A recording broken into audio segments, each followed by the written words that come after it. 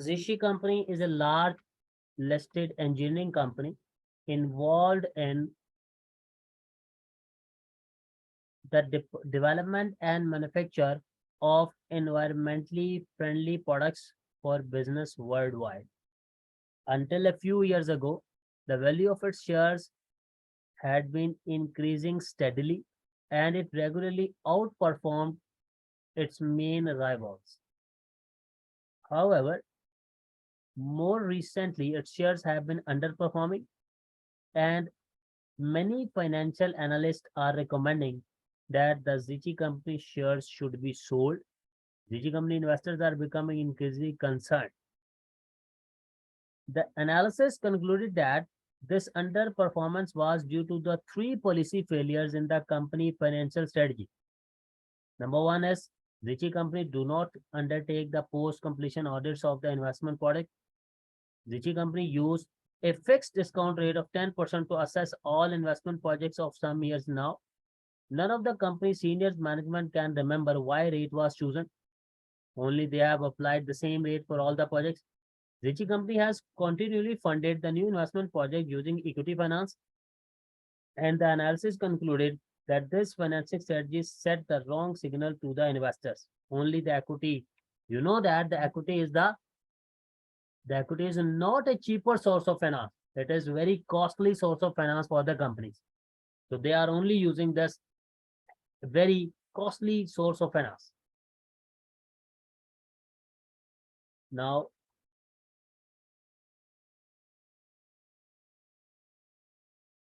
ZICHI company is considering a new project to manufacture environmental friendly motor scooters which are fully carbon neutral.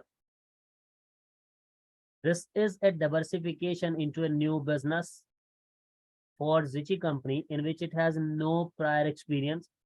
ZICHI company chief financial officer is of the opinion that the ZICHI company should determine an appropriate discount rate for the project based on an initial assumption that the project will be all equity financed. Lino company would be a competitor to ZICHI company as it manufactures environmental friendly motor scooters as well as equipment for wind farms. So this company is producing the two things, one which is being considered by us the motor scooters as well as equipment for wind farms. Approximately 60% of Lin business is manufacturing motor scooters and the remaining 40% is manufacturing wind farm equipment. So this is again the risk adjusted WACC we have to. Now,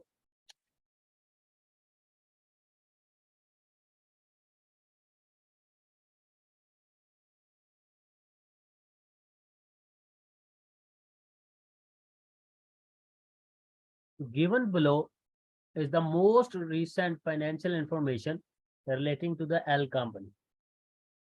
Share capital has been given to you, reserves, market value of equity, market value of debt, and the equity beta. And this all data is relating to the proxy company.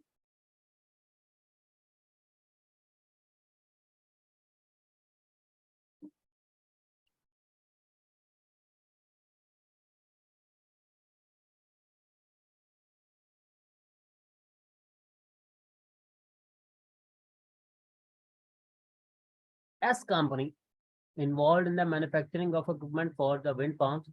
It has estimated its cost of equity as 15.4% and it is financed by 20% debt and 80% by equity in the market value terms.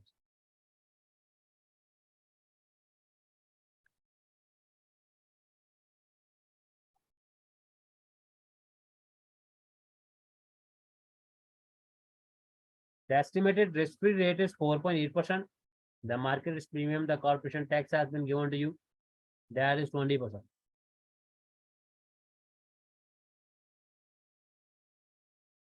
ZICHI company expects new project manufacturing environmentally friendly motor scooters to last for 4 years. The project will require an immediate capital expenditure of 70 million for plant and machinery. After the project ends in 4 years' time, it is anticipated that the project will be sold for 42 million inclusive any inflationary increases. The following estimates for revenue cost relating directly to the project have been made. In the first year, sales revenue are expected to be 10 million and increase to 40 million in year two. And the final 2 years of the project, sales revenue will be grow by 20% each year. Then costs are estimated to 120% of the sales revenue for the first year, 80% for the second year, before reducing to 40% for each of the final 2 years. Substantial initial working capital of 10 million will be required at the start of year one of the project. Subsequently, working capital 15% of sale revenue for the year will be required at the start of year 2 to 4. Any remaining working capital will be released at the end of the project. ZICHI company pays tax 20%. Tax is payable in 1 year delay, and any tax for losses from the project are set against the company profits from other projects. Tax allowable depreciation is available on the plant and machinery for project at an annual rate of 15% on reducing balance basis. It is anticipated that the plant and machinery have a realizable value of 20 million at the end of the project, and this realizable value is included in the project estimate sale price of 42 million, which has been given to you above.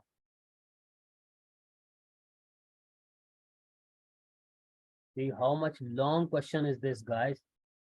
Due to the positive environmental nature of the new project, ZICHI company can obtain entire funding for the project through a loan at a subsidized interest rate of 180 basis point lower than the estimated risk-free rate of rate.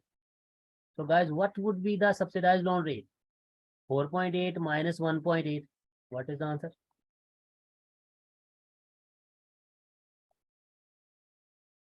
3.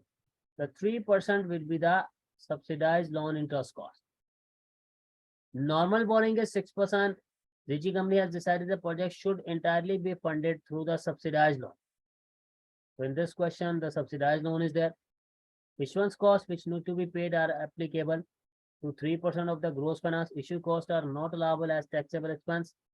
Given that the new project is funded by the subsidized loan, ZICHI company chief financial officer is of the opinion that the adjusted present value of the project would be more appropriate than conventional NPV based on a risk-adjusted cost of capital to evaluate the project. However, he cannot explain why this should be the case.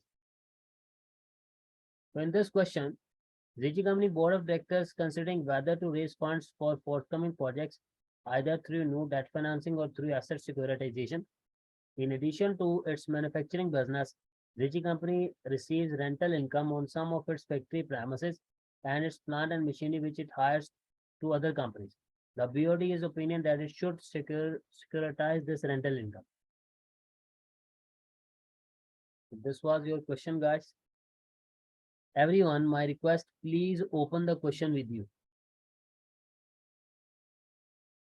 The first requirement of the question was, we have to discuss and justify the actions ZICHI company should take to address 3 financial strategy policy failure. One was that they are not going for the post-completion audit. The other one was they are going to use the same discount factor of 10% for all the projects. And the third reason was they are only having the equity financing. They are not using the debt. Now,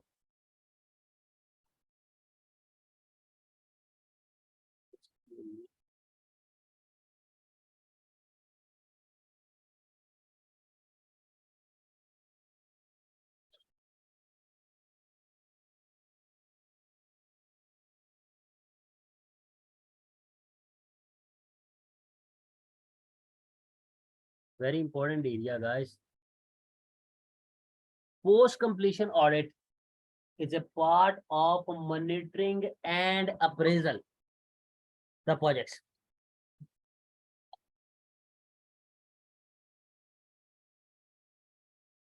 There is a process known as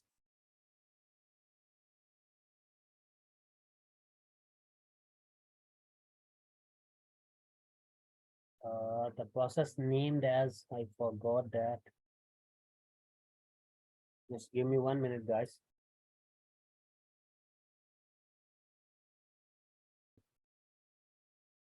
Whenever you have to start a project, there is a process known as the capital budgeting process. What is the name of the process, guys? Capital budgeting process, in which first there will be idea generation, then the project screening would be there. That if you have one or two projects, out of which you will select, that will depend upon the financial and the non-financial evaluation. Then approval will be there. Then implementation would be there. Then ongoing monitoring, mean you cannot say that you are not monitoring the project while the project is going on. You have to see the project, whatever the results are there, you have to watch them. And then when the project is completed, you have to do the audit. Whatever the results, budgets were there, you will be comparing them with the actual figures. And if there is a deviation, you will inquire for that. But what is happening in the case of the ZICHI company? It aims to compare income, cost, and timing of projects against the original budget and any subsequent changes to the budget as more information become known. It can be useful learning tool to help ZICHI company to manage projects more effectively and efficiently in the future. This can lead to setting realistic budget targets. 5 के प्याले में आलू के ले रख लो। I mean सेब के। तो मेरी क्लास में मर जाता है। Hira. Sorry. This can lead to setting realistic budget targets, better control cost, and reduction of bottlenecks to help complete projects. What is the bottleneck, guys? Can anyone tell me?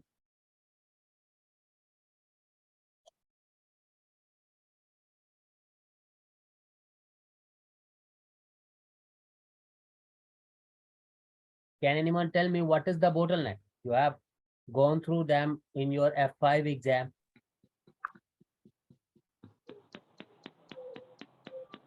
Yes. Bottlenecks are difficult to the project might face. Bottleneck can be seen as the limiting factors.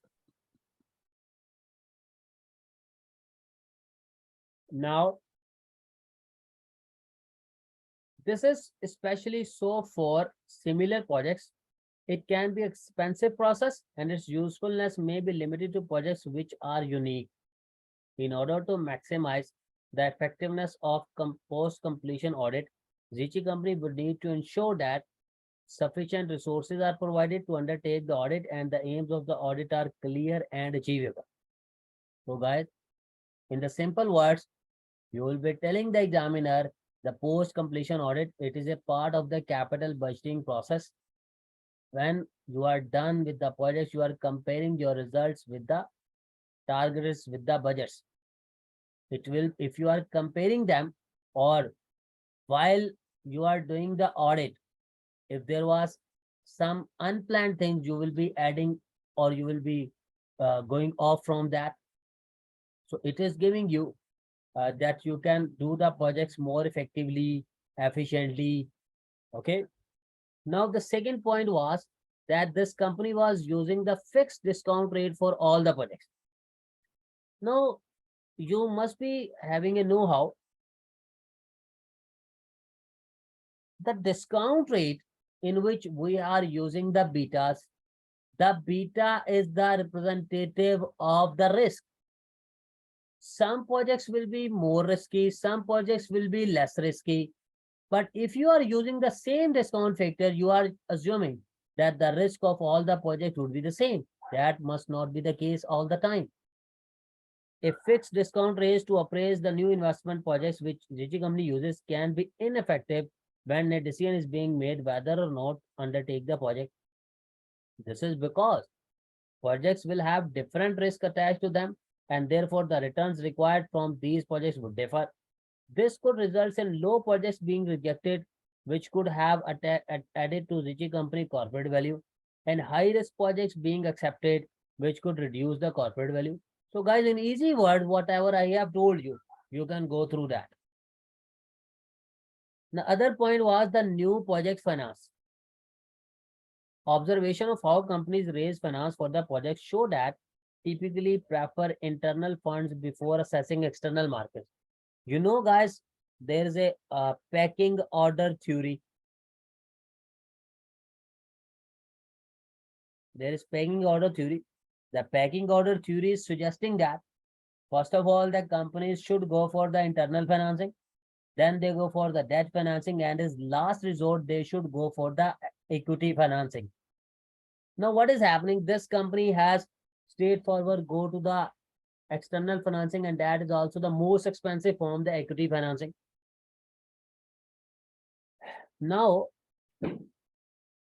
if new finance is raised through external markets, then company prefer debt to equity, because on the debt finance, there's the advantages of the tax benefits and controlling the action of managers. Investors have less information compared to the managers and directors in a company, and use company's action on raising finance as a signal. Issuing debt finance can also be seen as a sign of confidence that the company can fulfill its interest commitments and can therefore be considered to be stable and less risky by the investors. Information asymmetry between investors and the managers send signals that the company is only raising equity financing when the share prices have peaked or overvalued. This caused prices to fall following announcement that the company is raising new equity finance. It is likely that ZICHI company has experienced this. Therefore, ZICHI company should finance through a long-term strategy of internal finance, followed by a debt issue and then equity issue as a last resort. So this is just nothing. This is all about the explanations of the pecking order theory. Clear?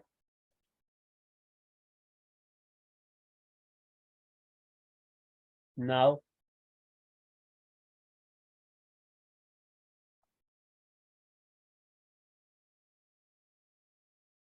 first of all,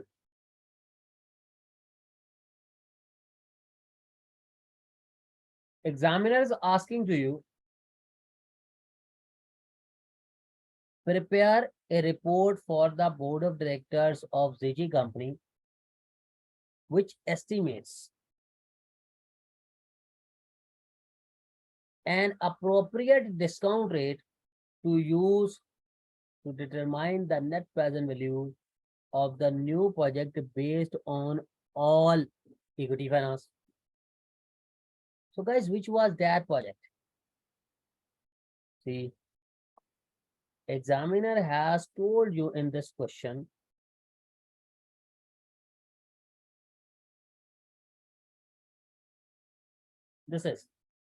this project which you are going to start, the motor scooter.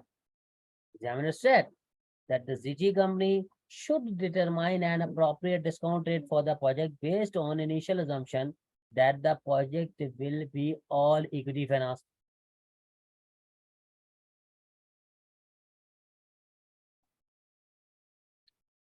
Now see, there is a one company, Linu company, that is the competitor to this company, ZICHI company, and one company as the senior company involved in the manufacture of the equipment which is being considered by us.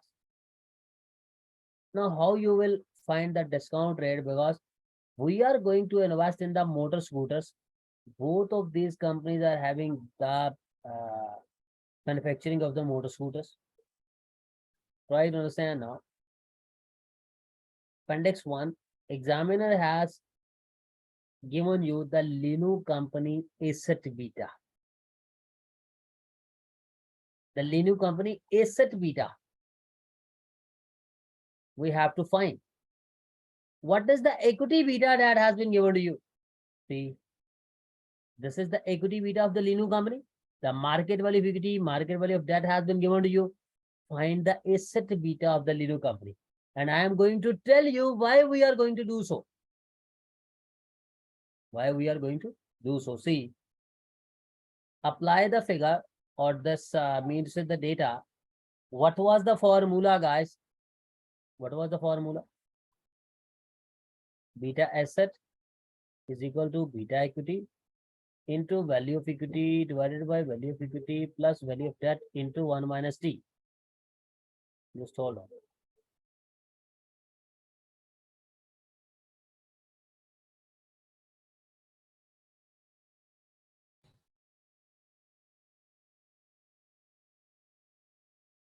Beta equity has been given to you, the value of equity, value of debt has been given to you.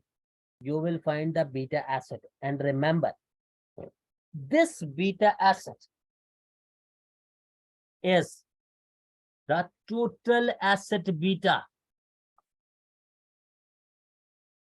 This beta asset is the total asset beta, guys.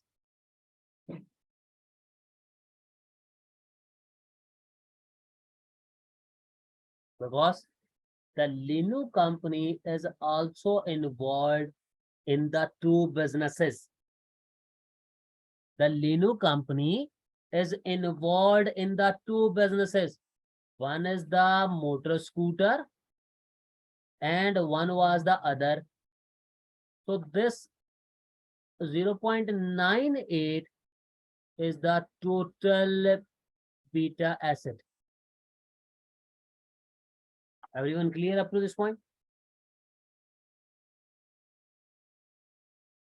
Now, there was an other company, this one.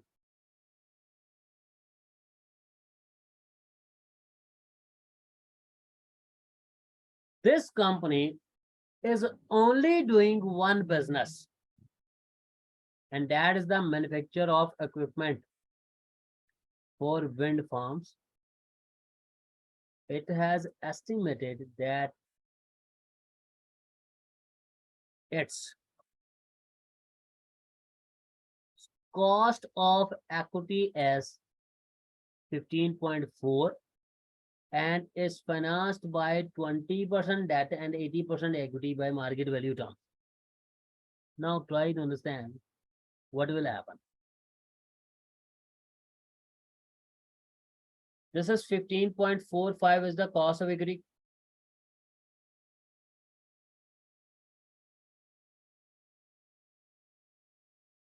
Examiner has find out the equity beta.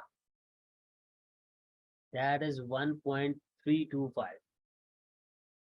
Can anyone in the class tell me how you can find this equity beta, guys? Anyone in the class? Yes, yes, sir. Use the captain formula. Which one? The captain formula to find the equity beta. You are saying the Kaplan formula? Yes. Yes, sir. Yes, sir. Yes, yes. Very good, brother. What is the Kaplan formula, guys? The Kaplan formula is risk-free plus beta equity into RM minus RF. The cost of equity examiner has already told you how much it is. 15.4%. The 15.4% cost of equity has been given to you. What is the risk-free rate? 4.8%. Risk-free rate is 4.8. So minus 4.8. This we have to find. This whole thing is being multiplied. Just divide it. 8%. By 8. So the beta equity is coming as how much? 1.325. Now, this is the beta equity. We want the beta asset. We want beta asset. Again, ungear it. But now apply the values of S company. For ungearing, always apply the respective company's capital structure. This is the 1.1 beta asset. Now remember, guys, this 1.1 beta asset is only representing the beta asset of motors. This is the beta assets of motor. Now, if I explain again the things on the whiteboard, now everyone try to understand. This was the main point in this question. We are doing the ZICHI company and we are finding the discount rate. Everyone now stay focused. we know that the weighted average beta asset is equal to beta asset of first division into percentage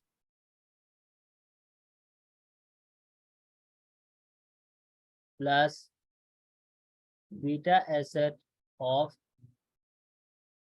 second into the percentage. In this question, as we are using a company, the competitor, L company, the L company is doing, the Lin company is doing the two businesses. One is the motor and one is the other. The examiner has given you the Lin company beta equity. When you will convert it into the beta asset, so this will be this total weighted average beta, because still the beta asset will be the representative of the two divisions. But now what is happening here, as the one division is the motor and the one division is the other, for us what is valuable? This motor. For us, this motor is important because we are going to do the investment in the motor manufacturing. Why? What is happening?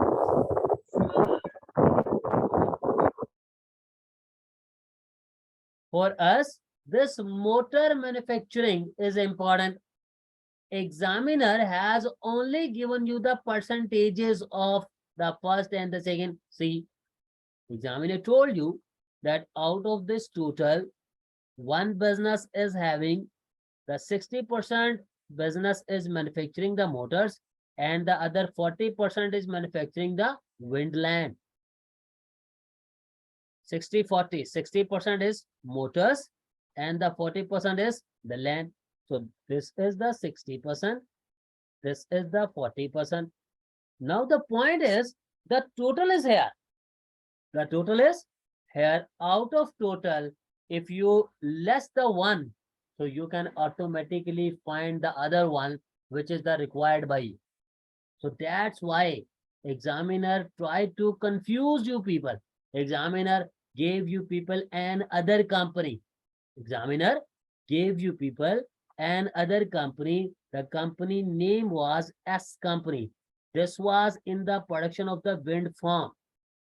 Now see what will happen.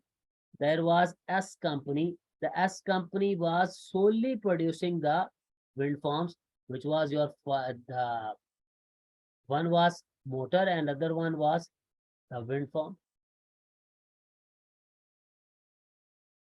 The S company was also only producing the wind farms. So examiner provided you this company beta equity. When you will convert this beta equity into the beta asset, so this beta asset will only representing the risk relating to the wind farm. So first in this question, let's find out this weighted average beta. What was this total beta, guys? Beta asset is equal to beta equity into value of equity divided by value of equity plus value of debt into 1 minus t. Tell me, what was the beta equity for the Lin company?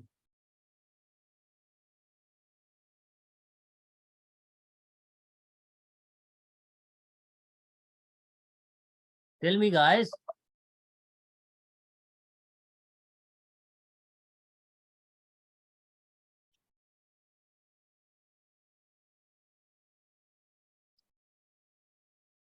Hira, tell me. 1.2. Tell.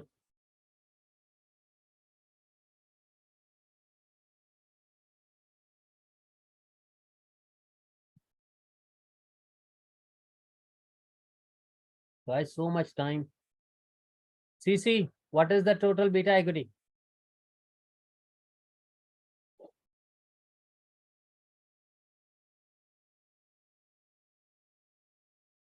God. Like I'm talking to someone else. Guys, this is the beta equity. The value of equity is this 172 000 What you doing? What is this? Beta equity 1.2, 1.2, value of equity 172 million, 172,000. 172,000. What is the value of debt? 48 to 60, 48,260. And the tax is 20%.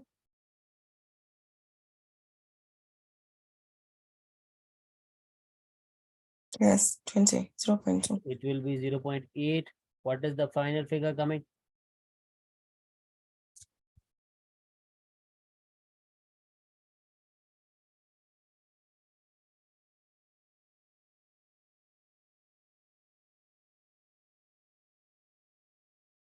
Franklin, Hera, please, Madiha, please, why you people are not doing the calculations? Prudence, I'm calculating. this is coming as 1.17, 0.98. But this is the total asset beta. On the same time, this beta equity, we have to find. Examiner has given you the cost of equity. That was 15.4%. What was the risk-free rate? 4.8, This was 4.8%. And the equity risk premium was how much? 8%, 8%. So just calculate what is the beta equity is coming.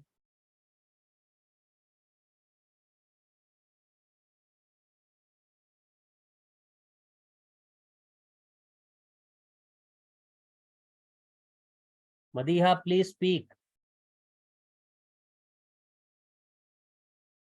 1.32. This is coming as 1.32, but this is the only representing the risk relating to the wind farm. okay, Now, as this is the beta equity, again. So beta asset you have to find. Beta equity is 1.32. What is the wind farm debt and equity ratios? How much is the debt? How much is the equity? Yeah, 2080. 20 is the equity. yeah, Yes. 20 divided by 20 plus 80. No, 80. 80 is 80, the not equity, 20. 80, not 20. The equity is 80.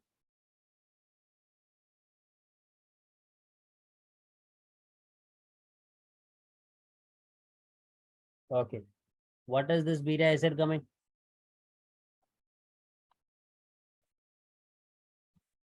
1.10. 1.10.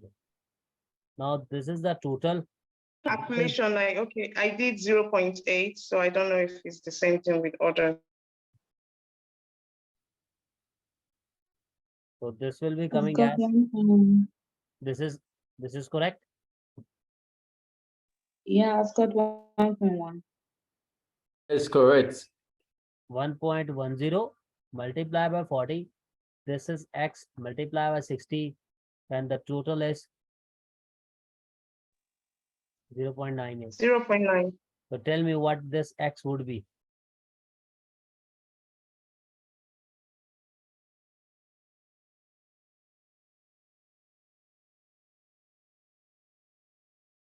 So 0.9. 0.9. Yes. So this is 0.9, and this is the beta asset of which? Beta asset for motor. Now again, re-gear.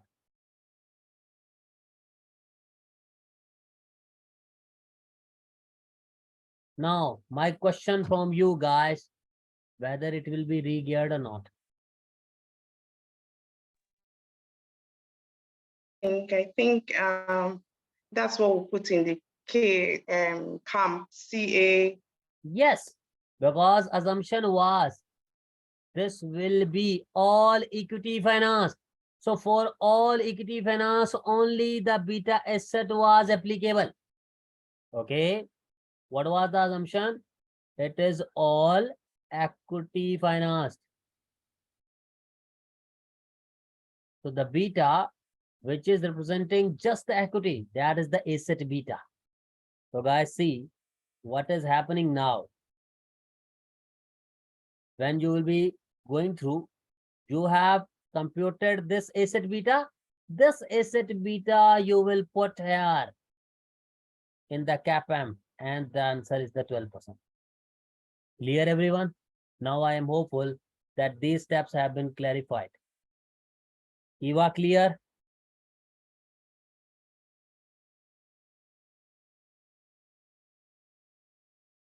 Hira, clear?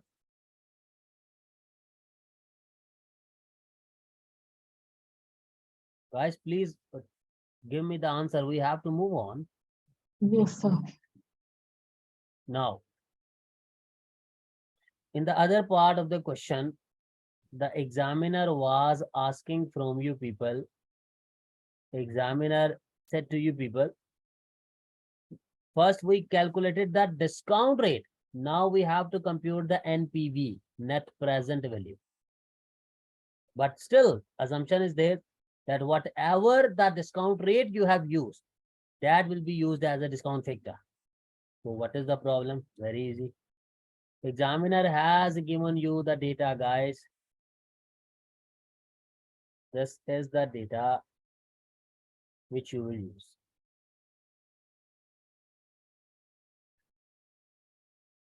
This is. The project will require 70 million. All the question was to compute the NPV was quite easy. See, the sale revenue is this. Can you compute the sale revenue, guys? Examiner told you. 10 million was then the year 2, it was 40. Because we have to increase the sir. sale revenue. Just- See, in the first year, sale was 10, then it was 40. And then in the final 2 years, the sale revenue will grow by 20% each year. So just multiply this figure by the 20%. 40 into 1.20. Is this coming? 48? Tell me. Is this coming? 48.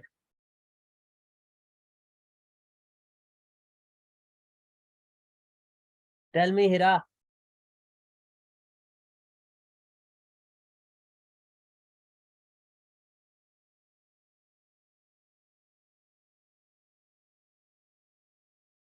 So now tell me, this 48 now you can compute? Yes.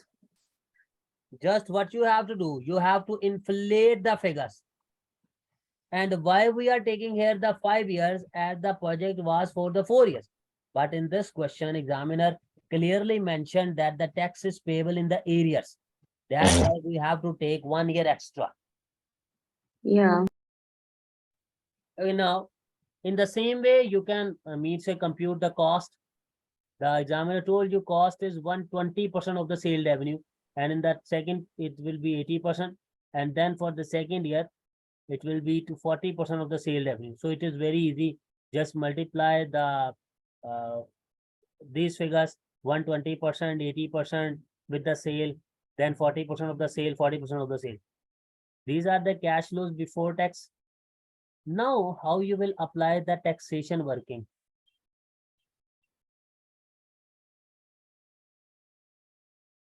Now, see, guys, what is going to happen? First of all, in this question, this was the investment of the 70 million, and you are going to compute the reducing balance basis. 15% was the capital loan. So up to this, I think that you people can compute how this balancing Yeah. allowance is there. Yes, sir. Can anyone tell me how you people this balancing allowance would be there? What was the scrap value?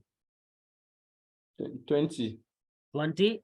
So you are selling the asset at the rate of 20. So if you are selling the asset at a lower value, so there will be a balancing allowance. Okay. Now, see what is happening. Instead of you are performing the two calculations, many time examiner does this takes calculation in just one. This is the cash flows before tax. This has been there into the pro forma. This is the tax allowable deficit which we have computed. 8.9, 7.6, and 23. These are now your total taxable cash flows. Okay. Now, apply the tax. Tax is 20%, and the year payable is second, third, fourth, and the fifth. Okay. Very easy. Instead of first you compute these capital loans in the normal way, what was happened? Yes, sir. These are your capital allowances. Again, you have a balance here that you claim here the tax savings.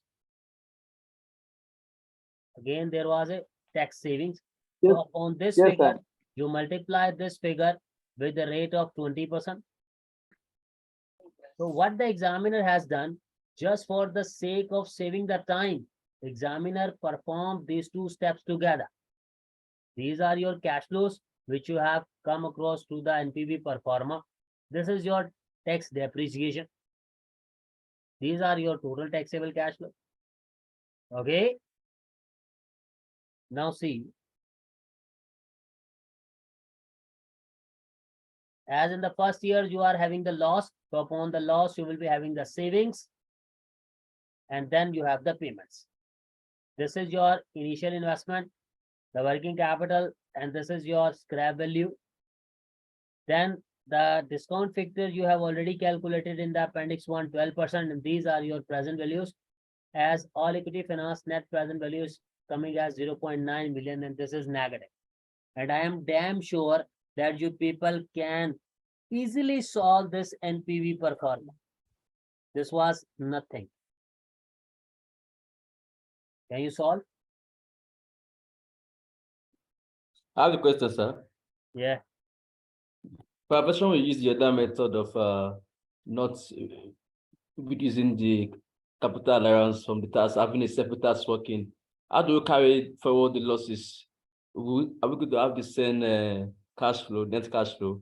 If I carry Whether in this question, the examiner did not say to you that you will carry forward the losses. Examiner say to you, other profitable projects are available. So you cannot carry forward the loss. Then why do you have a negative in year 4 for tax savings and also in year 5? I thought the losses is just for the last year. See. What is happening? This was a loss. This was a loss. This is a profit. This is a profit. This is a loss. The tax is 20%. These two are the savings actually.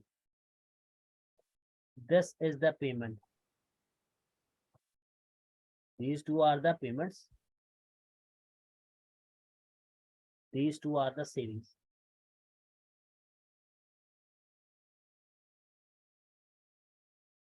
See, Okay, I have a question on the tax allowable depreciation. yeah, When I remember when we were doing the financial management, we never used to include the depreciation. We used to include the savings. So why are you using the? no. You are confusing again the two things. You are talking about the property, plant, and equipment depreciation. That is not included in the NPV pro forma. The tax depreciation we always incorporate when you are going to compute the tax saving on capital allowances. The capital allowances is the tax depreciation. Okay. Okay.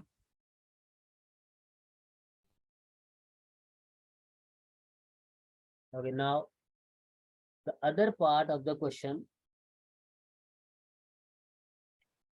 So please, sorry, for the tax. In case we had to carry forward losses, if the In question case you permitted had that we to should carry carry forward forward the loss, losses. so In you this will same carry scenario, that forward the means in loss. year one we'll have no tax since we have.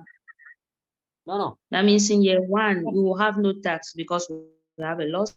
Yes, Year in two year we'll one, have then no you will tax no because we have a computation loss. of the law, no computation of the tax. Okay, same Then thing you in will year carry two forward the because there loss. is a loss. So first loss will be absorbed until you reach the profit. Okay. Like if in Thank the you, first sir. year there is a loss, so that loss will be carried forward against the future profits. The profits will absorb the loss. If the profit is more, then upon the net amount you will pay the tax. Okay. All right. Yes, sir. Okay, now the third part was estimate the adjusted present value of the new project. Now you see the APV is having always the two parts. One is the base case NPV and the other one is the financing side.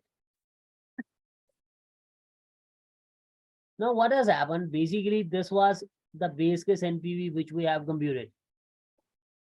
Now what we have to do, only the financing side we have to find out.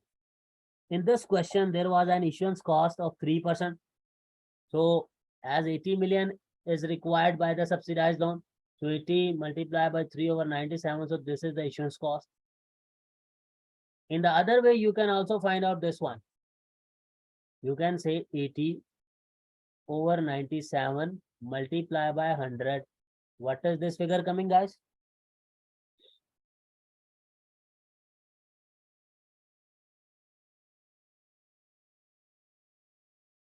What is this figure?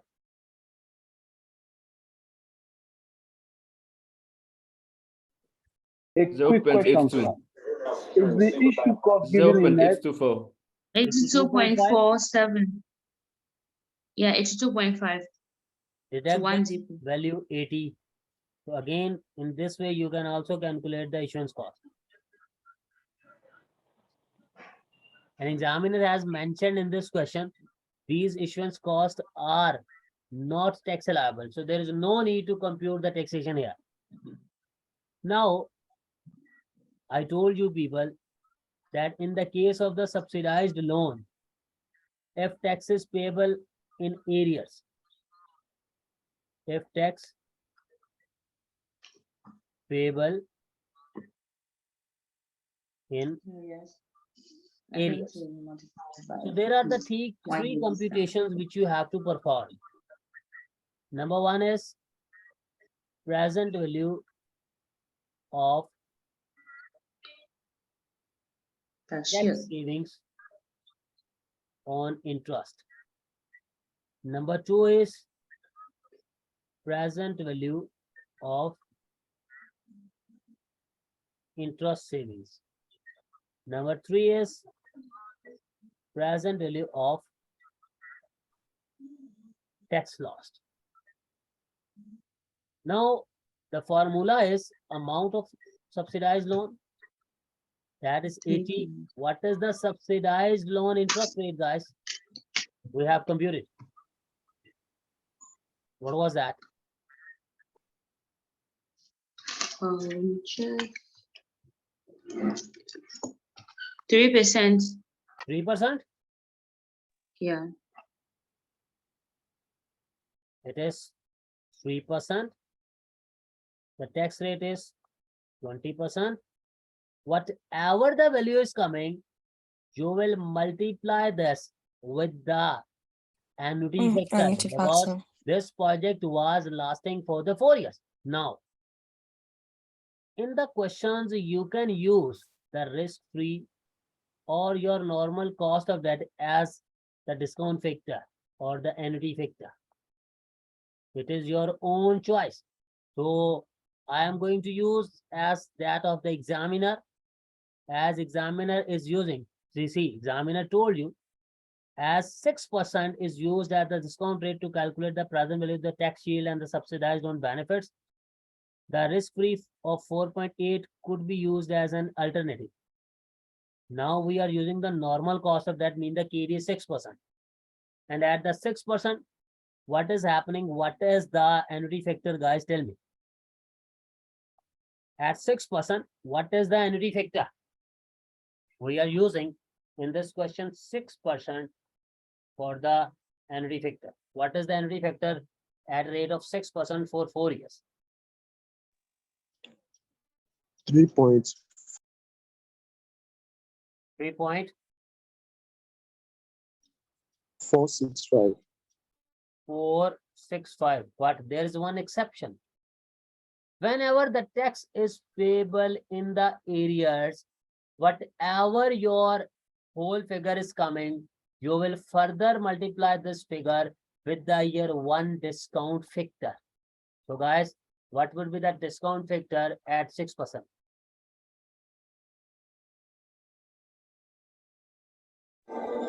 9.43. 0.943. 43. Sorry, 0.943. Now tell me this final answer, guys. How much this is coming?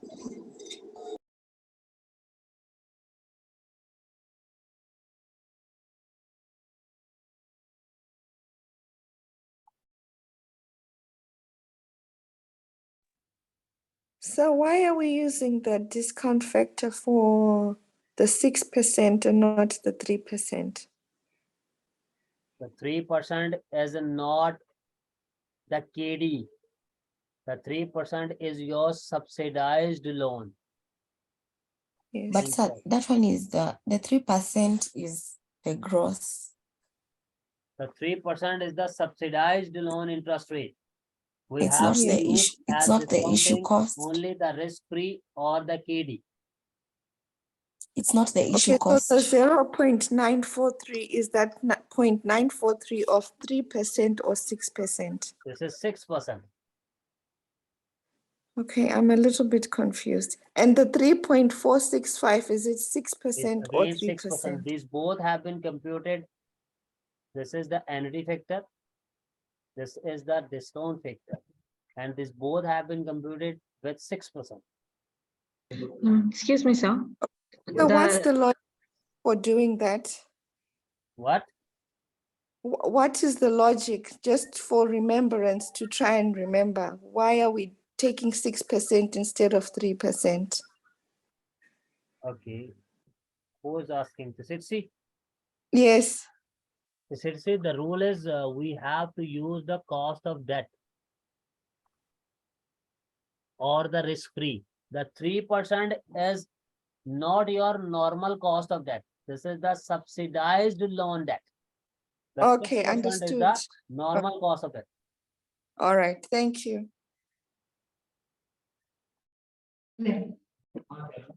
Sir, the subsidized loan rate of 3%, where did you get that from? Yes, Hira? The rate of 3% for the subsidized loan rate, where did you get that from? This given, see.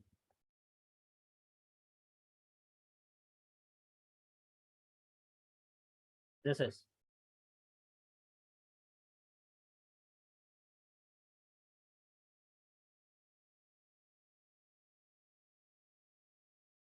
This one. Through a subsidized interest rate of 180 basis point lower than the risk-free rate. So as the risk-free rate is 4.8 minus 1.8, so it is 3%.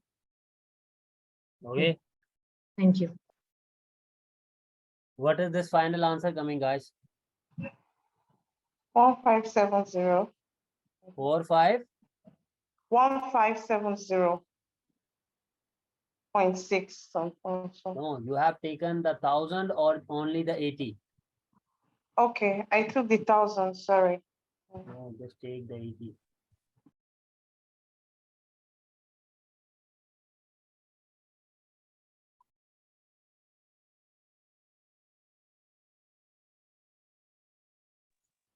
I'm getting 15684. Break the percentages as well, guys. I have I think it's 1.57. 1.57. 1.571. 1.57. This is one value. Now, the second formula is present value of interest saving. Again, 80 million. The normal loan rate is 6%. The subsidized loan is 3%. Again, multiply this with 3.465. Now, most of students, they make a mistake that they are further multiplying this figure with the year one discount factor. Guys, that is only when you are having in the equation tax. The tax is here. The tax is here. In this equation, no tax. So do not further multiply it. What is the answer? 8.32. 8.32. And now the last is the present value of the tax lost. So it will be 80 multiplied by 6% minus 3%. And how much was the tax? 20. 20%. So we'll multiply by the Annuity factor. annuity factor 3.465 and then And multiply the with discount. the Discount factor. 0.943. What is the answer? 6.27. How much? 6.27. 6.2. Now see, one is 1.57, 8.32 and 6.18 and 6. Let's match 1, 8 and the text sheet.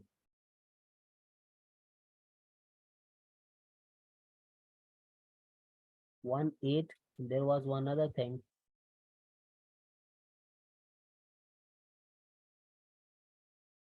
This is the present value of interest payable. With this one. Okay. This is an annual interest savings.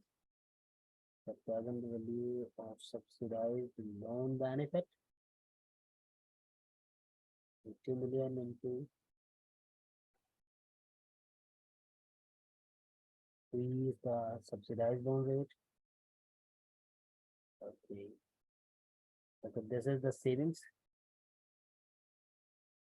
Present value of interest saving. This is the tax lost.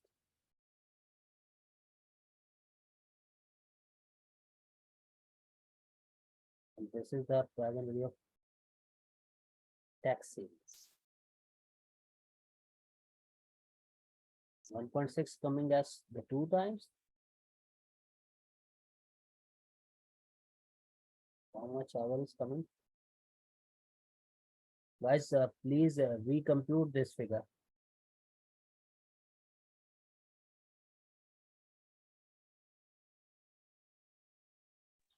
$1.6. That's the answer. How much 1.6. is this coming? 1.6.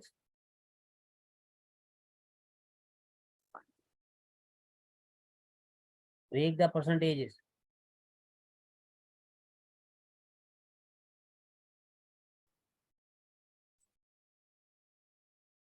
Yes, it's coming as 1.6. Mira, see what you did. I'm so sorry. So this was your calculations of the APV financing side. Now see what is happening. This base case NPV was previously coming as negative. Now, what is going to happen? This is 2.5 million. That is your issuance cost, show as negative. The present value of tax saving on interest positive. Present value of interest saving positive. Present value of tax lost negative. So when you add up your base case NPV and financing side, Now see, your APV answer is coming as positive. Based upon just the NPV figures, it was coming as 0.9. You will reject the project. But on the basis of entire APV, you will accept the project. Okay? Sir, what if you are using a normal loan and not a subsidized loan? In this question, examiner has specifically mentioned that all the financing will be done with the help of the subsidized loan. Okay. See, given that the new project is to funded by the subsidized loan. Okay. Okay, now the other part of the question in which the examiner is asking from you people, discuss the assumption made and you have to give the comparison. You have to give comparison between NPV and the APV. Guys, can you tell me what are the assumptions used? The first assumption you can use here that we are assuming that the all equity finance the project is. That's why we are using the beta asset. We are using the proxy company because we are considering that the proxy company business risk would be same. Okay. The other figures in the assumption, the tax rate, then the 4 years data, what will happen after the 4 years? Okay. Then the working capital will be recovered in the last year. That is also an assumption. The 25% or whatever the capital allowance percentage has been given to you. That is also an assumption. Now see, the assumption made in each of the 3 appendices are discussed in turn. In appendix 1, L company and S company asset betas are calculated by declaring each company's equity beta to eliminate the financial risk. The asset beta of both companies represent just the business risk element. It assumed that S company asset beta represents the business risk of wind farm business and Linu company asset beta represents the business risk of both wind farm and the environmental friendly motor scooters. From these, it is assumed that the asset beta representing a suitable proxy for the business risk or environmental friendly motors can be computed and used to estimate all equity finance discount rate. What is this? All about the explanation which I have gone through on the whiteboard. Here clear? Yes, clear. In appendix 2, it is assumed that all input variables are known with certainty when you are going to compute the base case NPV. It is assumed that these variables which determine the factors which determine the variable do not change in the future. So guys, basically what you are doing, whenever you are applying the assumption, this is the skepticism you are doing. Uncertainty increases as cash flows are predicted further into the future and the majority of the positive cash flow for the new project occur in year 4. You see that in the last 2 years, there was the profits and we are paying the tax. In the first 2 years, what was happening? There was the losses. Now in appendix 3, interest rate of the subsidized loan and the corporate tax remain unchanged for the period. The normal borrowing rate of 6% is used to determine the present value of the financing side. Although the risk-free rate could also be used, and this will give a higher APV. The debt capacity of the ZICHI company could change as a result of undertaking the project. Now, guys, adjusted present value and the net present value comparison. What is happening with the NPV future cash flows are discounting using ZICHI company average cost of capital. Since a positive NPV will ensure that a minimum requirement of ZICHI company investor is met. However, discount rate often does not take account the changing business risk profile. Since the project is diversification, we are going to do in another business. The changing financial risk profile with the new project, both these risks are changing and the APV method takes both the changes into the account. Guys, remember, there is a one point. Let me show you. We will tell the examiner one point as well. And everybody, those students who are not my students, you people can note it down. Or you can capture the screenshot as well.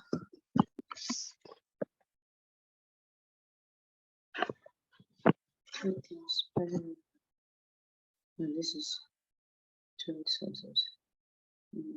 Sugars, taxation, sugars, interest, cash flow, some stuff in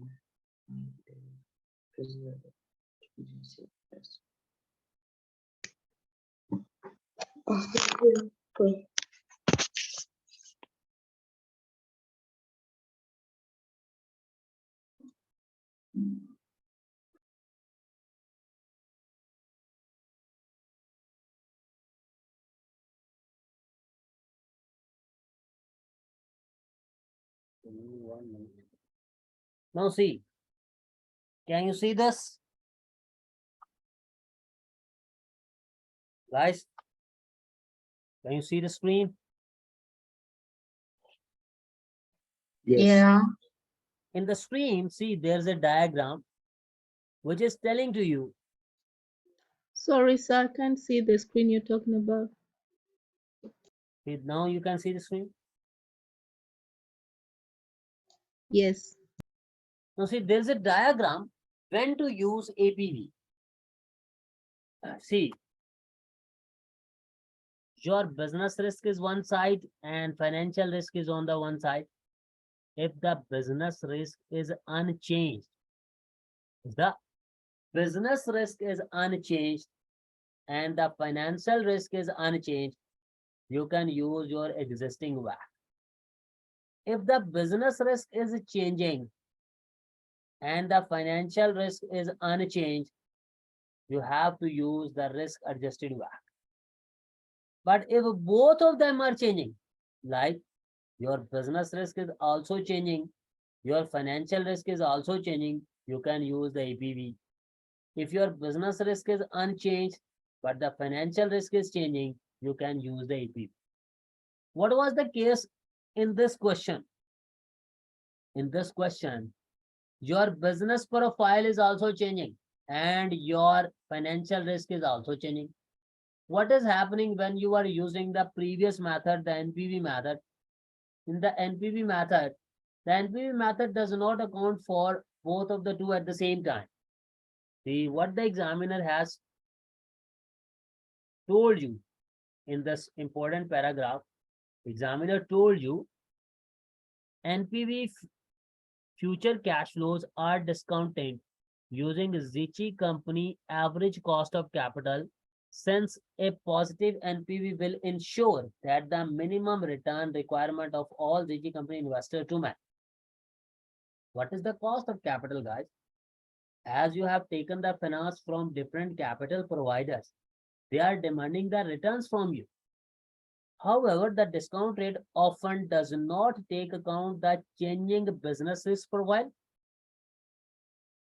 What was happening? In this case, we are diversifying, nor the changing financial profile, since the new project will entirely financed by the debt. And that was subsidized loan. So now what will happen? That's why with the new project, the results will be not good. Instead of using your existing WACC or the risk adjusted WACC, the APV will give you the more preferred answer. Now what is happening? APV method will produce significantly more information about the source of value and also about the different level of risk applicable to the different cash flows. When using average cost of capital as the discount rate to generate the NPV, it is not possible to tell where the project value is generated from, whether the value is from undertaking the project or from changing the capital structure. It also assumes that all cash flows has the same risk profile and should therefore be discounted at the same rate. These are the assumptions of the NPV. The APV method considers the risk elements separately and consider the cash flow impact of the each. It also assigns suitable cost of capital which is relevant to the cash flow. For example, the ungeared cost of equity to base case NPV and the cost of debt to the financing side. Mean what we are doing in the APV, we are separating the two things. The base case NPV, we are discounting it with the ungeared cost of equity because we are assuming that project is entirely financed by the shares. There is no debt imputation there. And the finances, whether it is the normal loan, whether it is the subsidized loan, we are treating them in a separate. We are having a clear picture that from where the actual figures are coming. What is the financial risk of the company? But in the case of the NPV, all the cash flows we are discounted at an average rate. APV does not normally take into account cost of financial distress. This is important. Possibility of tax evasion or tax exhaustion, agency cost related to the financing. However, in ZICHI company case, none of these is likely to be an issue because it has only used equity financing previously, and therefore the impact of the above is likely to be minimal. So guys, this was, I will say that a very, very good discussion. And as this is a report, so you have to give the conclusion as well, report compiled by. So please, I have a question. Yeah. So I have a question. Yes. Okay. So looking at what cost of capital to use or what cost of equity to use, there is this particular formula, Modigliani and Miller, or K into K small I E plus that. So I looked at that formula. I don't really know when to use that formula because that formula, there is tax inclusive, there is KD inclusive. My question is, if you are getting into a new venture whereby the business risk remains the same, unchanged, and your capital structure is changing, can you use this Modigliani and Miller proposition? MM theory. MM theory proposition for what? For regearing or ungearing? No, for calculating your KE, as into incorporate the fact that there is going to be an increased finance risk. So the company's cost of equity will have to incorporate that increased risk inside. So can you use that to calculate your KE in case the business risk remains the same, but the financial risk changes? See what is happening. Normally, when your business risk is same, means you are not going to do another business. Only your capital structure is changing. Okay.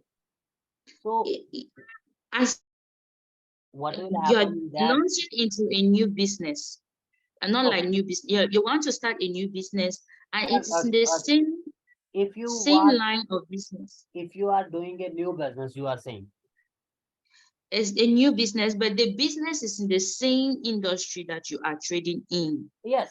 However, you're going to raise finance, maybe using debt in the same industry.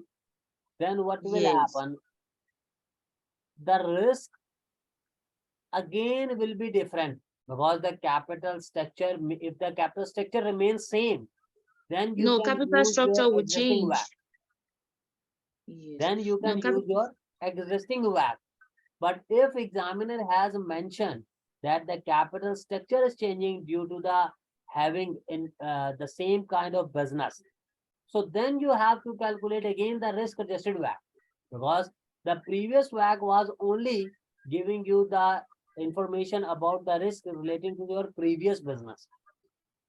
All right, sir.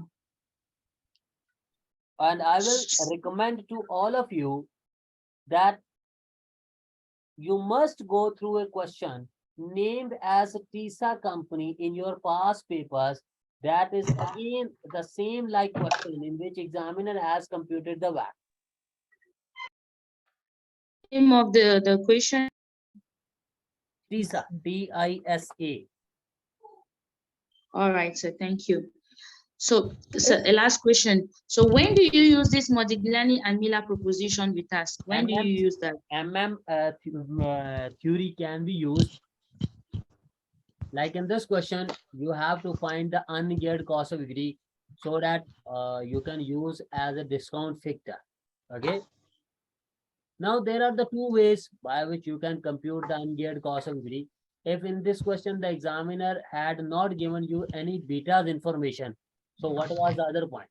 The other point was only you should apply the theory preposition and you can calculate the ungeared cost of equity.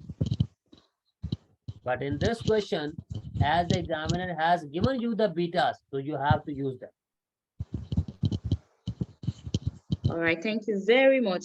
So you're saying that I use the when I have to calculate an ungeared cost of equity. You have to calculate, you can calculate the ungeared cost of equity, geared cost of equity, because in the formula, whatever it is, you can compute.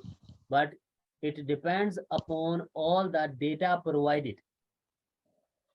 If the examiner has given you the data accordingly that the betas has been given to you, so then you have to use that. Thank you very much. Okay. Yes, I have a question, sir. I really want to understand the application of the difference between the sale price and the realizable value. Some questions you see realizable value and you have to compare it with the balance of your tax allowable depreciation to get your balancing charge or balancing allowances. So and there are some questions they use disposal value to look for the differences. So I'm a bit yeah, confused about the two concepts. Not September, June. They didn't pass, and most of them said they were sitting in December. A few Guys, please just hold on. Please let me first say complete this question, okay? Because it is the 2 a.m. now, okay? And then I will be giving the answers. Okay, the last part of the question was in which the examiner is asking, compare and construct whether ZICHI company should raise fund through new debt financing or through asset securitization. This is a very the interesting area. And those students who are my previous students, they having a know-how about that. There are many similarities between debt finance and asset securitization, and ZICHI company would face similar obligations which it would need to fulfill. Conventional debt finance would raise an initial amount borrowed on which ZICHI company will He's pay feeling interest. confident now to attend the prayers on his own. Hello.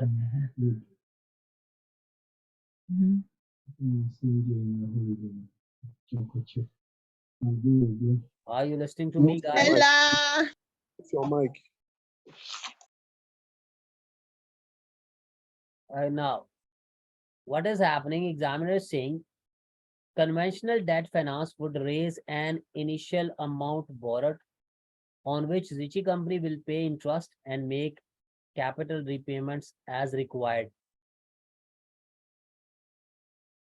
Now, when using asset securitization, the borrowing aspects for ZICHI company is similar in terms of repayments of interest and capital. The main difference is on which the borrowing takes place. What is this?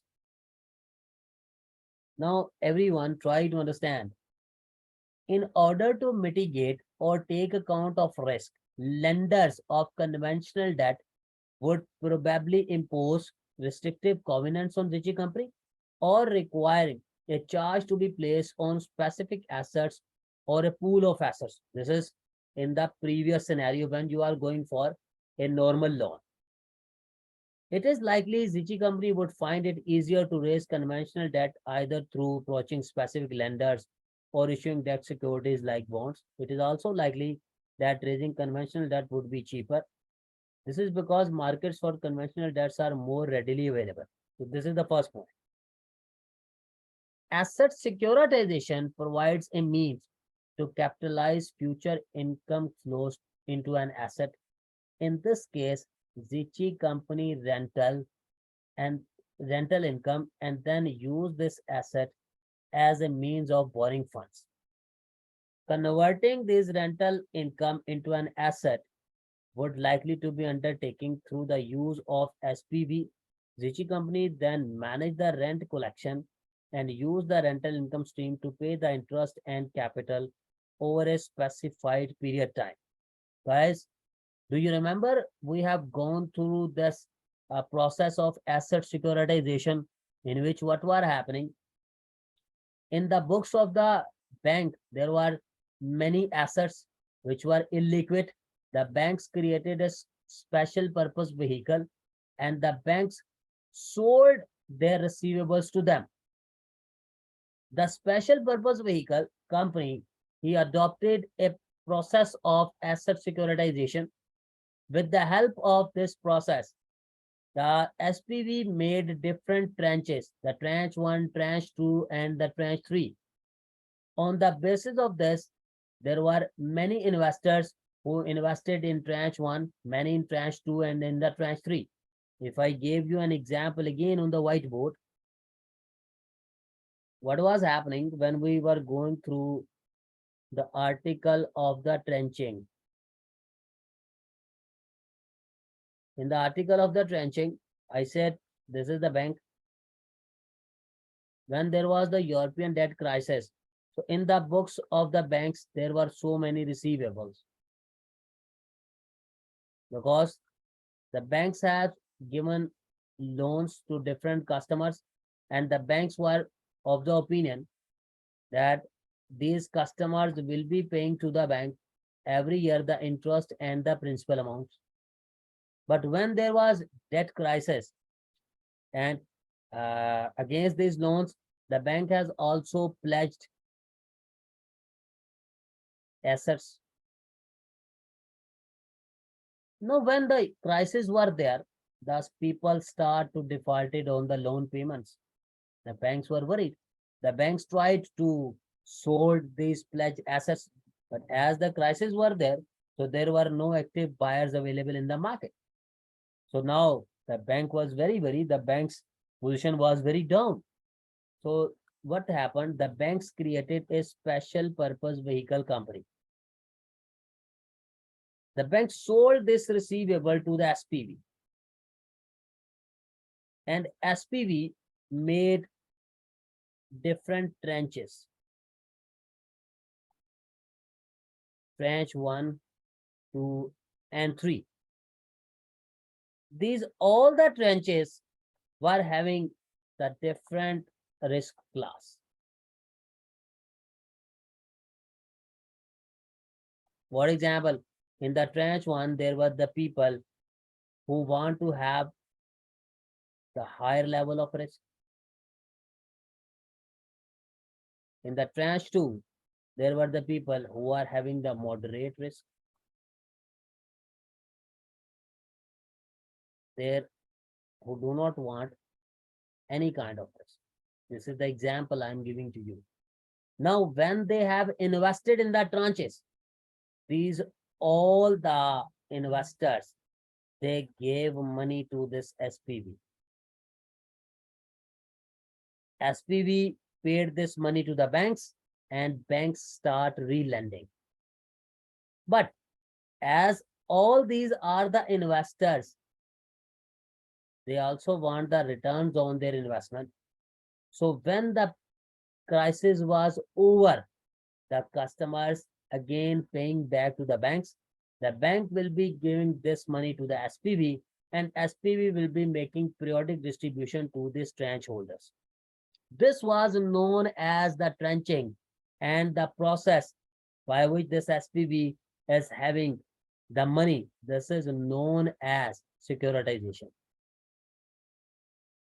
What is happening? In the previous normal loan, all the debt holders were categorized in the same risk class. But what is happening? You have divided them according to their risk and reward appetite. Now try to understand this performance. What is happening here? Examiner is saying, in this case, ZICHI company rental income, it was stated in the last paragraph, and then use this asset as a mean of borrowing funds. Mean you will be showing that you are having an income. Upon the basis of that, you are going to collect the funds from different parties. Converting the future rental income into an asset would likely be undertaken through the use of SPV. As ZICHI company would then manage the rent collection and use the rental income stream to pay the interest and capital over a specified period of time. Guys, now you understanding what is going to happen in the case of the ZICHI company? ZICHI company is having the rental incomes. It is going to have the rental income. These rental incomes will be available for the SPV. This rental income is an asset. On the basis of this asset, this SPV will be collecting the money from different parties. And when eventually the rentals will be coming, these rentals will be paying back to these parties. This process is known as the securitization. Now, it is likely that obtaining funds through asset securitization can be expensive due to search cost, managed cost, legal fee, and continuing administrative cost. Additionally, it is likely that the ZICHI company would be able to borrow funds equivalent to the full value of the rental income. And if the rental income falls, ZICHI company would need to fund the interest and capital from alternative sources. Mean to say, again, I am explaining, guys, as these are the investors who have given to the money. And in the case of the ZICHI company is giving them the return as a form of the rental income. What the rental income ZICHI company will receive, ZICHI company is paying back to them. But if this rental incomes are going down, these have been decreased. Now what will happen? The ZICHI company must be in a position to pay back these investors. So there must be alternative sources as well. Otherwise, they will call for their money back. Now, the advantage of asset securitization are ZICHI company debt capacity is maintained for future projects, and it provides a way for ZICHI company of utilizing income from non-core business area. What was happening? This was not the main business of the company. The rental income was not the main business of the company. The main business was other. So from your non-core areas, whatever the income is coming to you, you are using that income and you are collecting the money from the people. Understand, everyone?